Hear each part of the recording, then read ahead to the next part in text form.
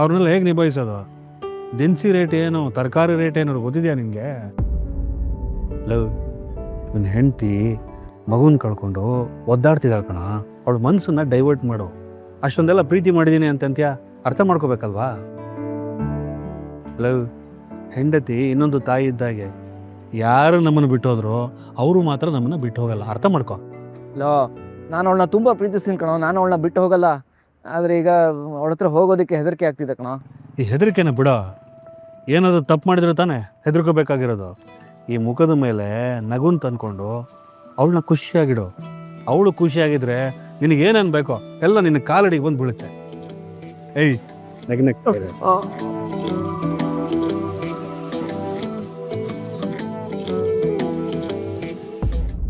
ವೀಣಾ, ಅಣ್ಣಂಗೆ ಈ ರೀತಿ ಆಗಿದೆ ಅಂತ ಕೇಳಿ ನನಗೆ ತುಂಬ ಗಾಬರಿ ಆಗ್ತಾ ಇದೆಯಮ್ಮ. ಪಾಪ ಲಕ್ಷ್ಮಿ ಅಣ್ಣನ ನೋಡ್ಕೊಂಡು ಬರ್ತೀನಿ ಅಂತ ಹಾಸ್ಪಿಟ್ಲಿಗೆ ಹೋದವಳು ಇನ್ನೂ ವಾಪಸ್ ಬಂದಿಲ್ಲ. ಅವಳಲ್ಲಿ ಅತಿಯಷ್ಟು ದುಃಖ ಪಡ್ತಿರ್ತಾಳೋ ಏನೋ. ನೋಡಮ್ಮ, ನಾವಿನ್ನ ಅವಳು ಕಾಯೋದು ಬೇಡ. ಬಾ, ನಾವು ಹಾಸ್ಪಿಟ್ಲಿಗೆ ಹೋಗಿ ನೋಡ್ಕೊಂಡು ಬರೋಣ. ಅಯ್ಯೋ ಅಮ್ಮ, ನನಗೂ ಮಾವು ನೋಡೋದಕ್ಕೆ ಹೋಗಬೇಕು ಅಂತ ತುಂಬ ಆಸೆ. ಆದರೆ ಹೀಗೆ ನಾವೆಲ್ಲರೂ ಒಟ್ಟಿಗೆ ಹೋಗ್ಬಿಟ್ರೆ ಮಾವನ್ ಸ್ವಲ್ಪ ಗಾಬರಿ ಆಗುತ್ತೇನೋ ಅಂತ ಅಂದ್ಕೊಂಡೆ. ಒಂದ್ಸಲ ಅತ್ತೆ ಬರಲಿ ಬಿಡಿ. ಅತ್ತೆ ಬಂದಮೇಲೆ ಅಲ್ಲಿನ ಪರಿಸ್ಥಿತಿ ಹೇಗಿದೆ ಅಂತ ಕೇಳ್ಕೊಂಡು ಆಮೇಲೆ ನಾವೆಲ್ಲರೂ ಹೋಗಿ ನೋಡ್ಕೊಂಬರೋಣ. ಅತ್ತೆ ಬಂದರು. ಅತ್ತೆ ಅತ್ತೆ ಮಾವ ಹೇಗಿದ್ದಾರೆ ಅತ್ತೆ?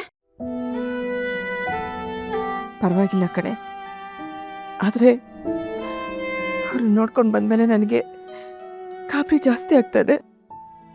ಲಕ್ಷ್ಮಿ, ಅಣ್ಣಂಗೆ ತುಂಬ ಏಟಾಗಿದೆಯಾ? ಕೈಗೆ ಏಟಾಗಿದೆ ಕಡೆ. ಫ್ರ್ಯಾಕ್ಚರ್ ಆಗಿದೆ. ಪ್ಲೇಟ್ ಹಾಕಿದ್ದಾರೆ. ಅತ್ತೆ, ಮಾವನ ಕೈ ಮತ್ತೆ ಮೊದಲಿನ ಥರ ಆಗುತ್ತೆ ತಾನೆ?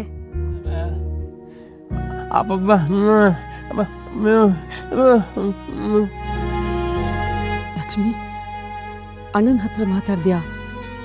ಏನಂದ್ರು? ಮಾತಾಡ್ದೆ, ಇನ್ನೇನು ಹೇಳ್ತಾರೆ? ನನಗೇನೂ ಆಗಿಲ್ಲ, ಸಣ್ಣ ಪೆಟ್ಟಾಗಿದೆ ಅಷ್ಟೇ, ಬೇಗ ವಾಸಿ ಮಾಡ್ಕೋತೀನಿ ಅಂತಾರೆ. ಆದರೆ ಅವ್ರನ್ನ ಈ ಪರಿಸ್ಥಿತಿಲಿ ನಾನು ಯಾವತ್ತೂ ನೋಡಿಲ್ಲ ಕಡೆ. ಈಗ ನೋಡ್ಕೊಂಡು ಬಂದಲ್ಲ, ನನಗೆ ತುಂಬ ಸಂಕಟ ಆಗ್ತಿದೆ. ಅತ್ತೆ ಅತ್ತೆ ನೀವು ಸಮಾಧಾನ ಮಾಡ್ಕೊಳ್ಳಿ ಅತ್ತೆ. ಮಾವ ಹೇಳಿದ್ರು ತಾನೆ ತಾನು ಬೇಗ ಹುಷಾರಾಗ್ತೀನಿ ಅಂತ. ಡಾಕ್ಟ್ರು ಹೇಳಿದ್ದಾರೆ ತಾನೆ ಹುಷಾರಾಗ್ಬಿಡ್ತಾರೆ ಅಂತ. ಮತ್ತೆ ಯಾಕತ್ತೆ ನೀವು ಅಳ್ತಿದ್ದೀರಾ? ನೋಡಿ, ಮನೆಗೆ ಬಂದಮೇಲೂ ಮಾವನಿಗೆ ನೋವು ಹಾಗೆ ಉಳಿದ್ರೆ ನನಗೆ ಊರಲ್ಲಿ ಒಬ್ಬರು ನಾಟಿ ವೈದ್ಯರು ಗೊತ್ತಿದ್ದಾರೆ. ಅವ್ರ ಹತ್ರ ಕರ್ಕೊಂಡು ಹೋಗೋಣ. ಒಟ್ಟಲ್ಲಿ ನಾವೆಲ್ಲರೂ ಸೇರಿ ಮಾವನ್ನ ಚೆನ್ನಾಗಿ ನೋಡ್ಕೊಳ್ಳೋಣ ಅತ್ತೆ. ಆದರೆ ದಯವಿಟ್ಟು ನೀವು ಮಾತ್ರ ಹೀಗಿರಬೇಡಿ. ನೀವೆಲ್ಲ ಏನೋ ಧೈರ್ಯ ಹೇಳ್ತಿದ್ದೀರ, ಆದರೆ ನನಗೆ ಯಾಕೋ ತುಂಬ ಭಯ ಆಗ್ತಾ ಇದೆ.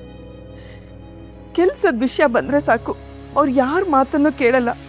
ಹಾಗಂತ ಕೆಲಸ ಮಾಡುವಾಗ ಹುಷಾರಾಗಿ ಇರ್ತಾರೆ. ಈ ಸಲ ಏನಾಯ್ತೋ ಏನೋ ಗೊತ್ತಿಲ್ಲ, ನನಗಂತೂ ತುಂಬ ತುಂಬ ಭಯ ಆಗ್ತದೆ. ಲಕ್ಷ್ಮಿ, ಸಮಾಧಾನ ಮಾಡ್ಕೋ. ಜೀವನ ಅಂದರೆ ಹಾಗೆ ಅಲ್ವಾ?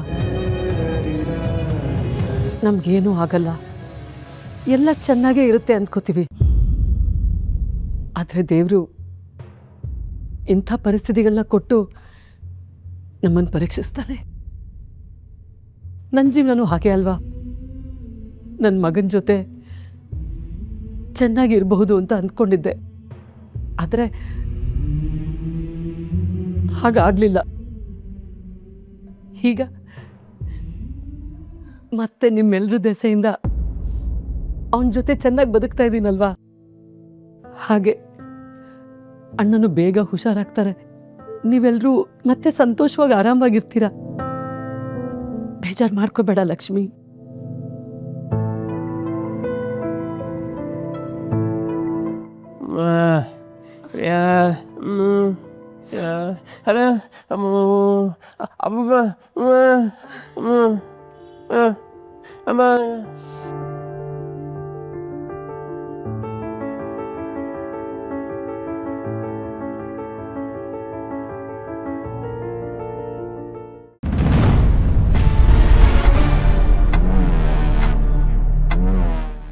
ನೀಲು, ಏನಮ್ಮಿ ಒತ್ತರಿಂದ ಕಾಣ್ತಾನೆ ಇರಲಿಲ್ಲ, ಎಲ್ಲೋಗ್ಬಿಟ್ಟಿದ್ದೆ? ರೀ ಅದು ದೇವಸ್ಥಾನಕ್ಕೆ ಹೋಗಿದ್ದೆ. ಮನೆಯವ್ರ ಹೆಸರು ಮೇಲೆಲ್ಲ ಅರ್ಚನೆ ಕೊಟ್ಟಿದ್ದೆ, ಪೂಜೆ ಮಾಡಿಸ್ಕೊಂಡು ಬಂದೆ. ಓ, ದೇವಸ್ಥಾನಕ್ಕೆ ಹೋಗಿದ್ದೆ ಅಂತಿದ್ದಿ, ಮನೆಯವ್ರ ಹೆಸರಲ್ಲಿ ವಿಶೇಷವಾದ ಪೂಜೆ ಮಾಡಿಸಿವ್ನಿ ಅಂತಿದ್ದಿ. ಪ್ರಸಾದ ಗಿಸಾದ ಏನು ಇಲ್ವಲ್ಲಮ್ಮಿ, ಬರೀ ಕೈಲಿ ಬಂದಿದ್ಯಾ? ನೀನು ನಿಜವಾಗ್ಲೂ ದೇವಸ್ಥಾನಕ್ಕೆ ಹೋಗಿದ್ದೋ ಅಥವಾ ಬೇರೆಲ್ಲಾರ ಹೋಗಿದ್ದೋ? ಅಲ್ಲ ರೀ, ನಾನು ಯಾಕೆ ಸುಳ್ಳು ಹೇಳಿ ನಾನು ನಿಜವಾಗ್ಲೂ ದೇವಸ್ಥಾನಕ್ಕೆ ಹೋಗಿದ್ದೆ. ಪ್ರಸಾದ ಅಲ್ಲೇ ಕೊಟ್ಟರು, ಅಲ್ಲೇ ತಿಂದೆ ಅಷ್ಟೇ. ಅಲ್ಲ ಕಣಮ್ಮಿ, ದೇವಸ್ಥಾನಕ್ಕೆ ಹೋಗಿ ಪ್ರಸಾದ ತರದೆ ಬರಿಗೆಲ್ಲಿ ಬಂದಾರ? ಪ್ರಸಾದ ತಗೊಬಂದು ಮನೆಯವ್ರಿಗೆಲ್ಲ ಕೊಡೋದಲ್ವೇ? ಮನೆಯವ್ರಿಗೆ ಪ್ರಸಾದ ಕೊಡಲಿಲ್ಲ ಅಂದಮೇಲೆ ನೀನು ಪೂಜೆ ಮಾಡ್ಸಿನ ಏನು ಪ್ರಯೋಜನ? ರೀ, ತರಬೇಕು ಅಂತಾನೆ ಅನ್ಕೊಂಡೆ, ಆದರೆ ಮನೆಯಲ್ಲಿ ಸಿಂಚನದ ಪರಿಸ್ಥಿತಿ ನೆನಪಿಸ್ಕೊಂಡು ನನಗೆಲ್ಲ ಅಲ್ಲೇ ಮರ್ತೋಯ್ತು. ನೋಡಿ, ಅವಳೊಬ್ಳು ಖುಷಿಯಾಗಿದ್ರೆ ನಾವೆಲ್ಲರೂ ಖುಷಿಯಾಗಿರೋ ಥರ ಅಲ್ವಾ? ಅವಳ ಸಂತೋಷದ ಬಗ್ಗೆನೇ ನೆನಪಿಸ್ಕೊಂಡು ನಂಗಲ್ಲಿ ಏನು ಮಾಡಿದ್ನೋ ನನಗೆ ನೆನಪಾಗ್ತಾ ಇಲ್ಲ. ಓ, ಪರವಾಗಿಲ್ಲ ಕಣಮ್ಮಿ, ಒಂಚೂರು ಒಳ್ಳೆ ಬುದ್ಧಿ ಬಂದದೆ. ಏನು ಇದಕ್ಕಿದಂಗೆ ನಮ್ಮ ಮನೆಯವ್ರ ಮೇಲೆಲ್ಲ ಕಾಳಜಿ ಬಂದ್ಬಿಟ್ಟದಲ್ಲ? ರೀ, ನಾನು ಬದುಕಿ ಬಾಳ್ಬೇಕಾಗಿರೋ ಮನೆ ರೀ ಇದು. ನನಗೆಲ್ರ ಮೇಲೆ ಕಾಳಜಿ ಇರಲ್ವಾ ಹೇಳಿ? ಹಂಗಲ್ಲ ಕಣಮ್ಮಿ, ಮೊದಲೆಲ್ಲ ಹಿಂಗಿರ್ಲಿಲ್ವಲ್ಲ. ನೀನಾಯಿತು ನಿನ್ನ ಪಾಡಾಯಿತು ಅಂತ ನಿನ್ನ ಪಾಡಿಗೆ ನೀನು ಇರ್ತಿದ್ದೆ. ನನ್ನುವೇ ರಾಜಕೀಯದಲ್ಲಿ ಮುಂದೆ ಬನ್ನಿ ಅಂತ ಪೀಡಿಸ್ತಾ ಇದ್ದೆ. ಈಗೆಲ್ಲ ಬಿಡ್ಬಿಟ್ಟು ಎಲ್ಲರ ಜೊತೆ ಹೊಂದ್ಕೊಂಡು ಬಾಳ್ತಾ ಇದೆಯಲ್ಲ, ಅದು ಕೇಳ್ತಿದ್ರೆ ಖುಷಿ ಆಯ್ತದೆ ಕಣಮ್ಮಿ. ನಿಮಗೆ ನಾನು ಹೊಂದ್ಕೊಂಡು ಹೋಗ್ತಿದ್ದೀನಿ ಅಂತ ಅನಿಸ್ತಿರ್ಬೋದು ರೀ, ಆದರೆ ಇದೆಲ್ಲ ನಾನು ಮಾಡ್ತಿರೋದು ನಿಮ್ಮಪ್ಪನ ವಿಕೆಟ್ ಬೀಳ್ಸೋದಕ್ಕೆ. ಅವ್ರ ಕತೆ ಮುಗಿಸಿದ್ಮೇಲೆ ಉಳ್ದವ್ರ ಕತೆನೂ ಮುಗಿಸ್ತೀನಿ. ಸರಿ ಕಣಮ್ಮಿ, ನೀಲೋ ನಾವು ಸ್ಯಾಚ್ಕೋಬತ್ತೀನಿ. ಎಲ್ಲಿಗೆ ಹೋಗ್ತಾ ಇದ್ದೀರಾ? ಎಲ್ಗೆ ಅಂತೀಯಲ್ಲಮ್ಮಿ, ಹೊಸಿ ಪೊಲೀಸ್ ಸ್ಟೇಷನಲ್ಲಿ ಕೆಲಸ ಅದೇ, ಹೋಗ್ಬತ್ತೀನಿ.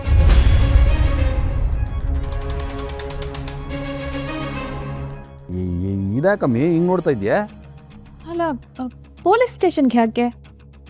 ಅದು ನಮ್ಮ ಮನೆ ಮೇಲೆ ಒಬ್ಬ ಟಾರ್ಗೆಟ್ ಮಾಡ್ತಾ ಇದ್ನಲ್ಲ, ಅವನು ಆಸ್ಪತ್ರೆಲಿದ್ನಲ್ಲ ಕೋಮದಲ್ಲಿ, ಆ ಬೊಡ್ಡಿದ ತಪ್ಪಿಸ್ಕೊಬಿಟ್ಟವನಂತೆ ಕಣಮ್ಮಿ.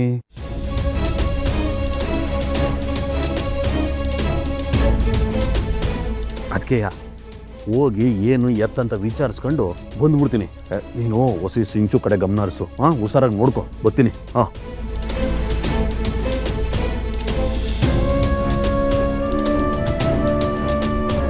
ಅಂದರೆ ಅಣ್ಣ ಹಾಸ್ಪಿಟ್ಲಿಂದ ತಪ್ಪಿಸ್ಕೊಂಡಿದ್ದಾನ? ಅವ್ನು ಕೋಮೆಯಿಂದ ಆಚೆ ಬಂದ ಅಥವಾ ಅವ್ರ ಕಡೆಯವ್ರು ಯಾರಾದರೂ ಬಂದು ಕರ್ಕೊಂಡು ಹೋದ್ರಾ? ಇಲ್ಲ, ಅವನೇನಾದರೂ ಸರಿ ಹೋಗಿ ಇವ್ರ ಕೈಗೇನಾದರೂ ಸಿಕ್ಕಾಕೊಂಡ್ರೆ ನನ್ನ ಕತೆ ಮುಗ್ದ ಹಾಗೆ. ಅದಕ್ಕಿಂತ ಮುಂಚೆ ನಾನು ನನ್ನ ಕೆಲಸ ಮಾಡಬೇಕು. ಮೊದಲು ನನ್ನ ಮಾವನ ಕತೆನ ಮುಗಿಸ್ಬೇಕು.